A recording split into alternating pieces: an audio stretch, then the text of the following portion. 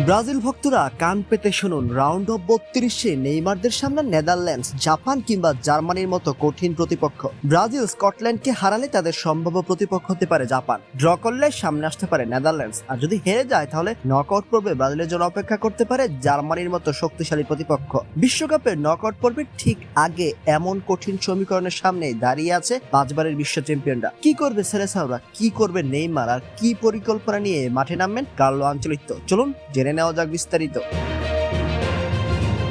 Group পর্বের 2 match শেষে ব্রাজিলের সংগ্রহ 4 পয়েন্ট। প্রথম ম্যাচে মরক্কোর সাথে ড্র করার পর দ্বিতীয় ম্যাচে হাইতিকে হারিয়ে ঘুরে দাঁড়িয়েছে তারা। তবে স্কটল্যান্ডের বিপক্ষে শেষ ম্যাচের আগে এখনো নিশ্চিত হয়নি যাদের গ্রুপ অবস্থান, তাই শেষ ম্যাচের ফলই অনেকটা ঠিক করে দেবে নকআউটে ব্রাজিলের পথ কতটা সহজ বা কঠিন হবে। ব্রাজিল যদি স্কটল্যান্ডকে হারাতে পারে তাহলে গ্রুপ চ্যাম্পিয়ন হওয়ার সম্ভাবনায় সবচেয়ে বেশি থাকবে। সেক্ষেত্রে শেষ 16তে গ্রুপ এফ এর রানার আপ দলের মুখোমুখি হতে পারে তারা। বর্তমান হিসাব অনুযায়ী সেই প্রতিপক্ষ হওয়ার দরে সবচেয়ে বেশি আলোচনায় রয়েছে জাপান। শক্তিশালী দল হলেও তুলনামূলকভাবে এটি ব্রাজিলের জন্য স্বস্তিদায়ক হতে পারে।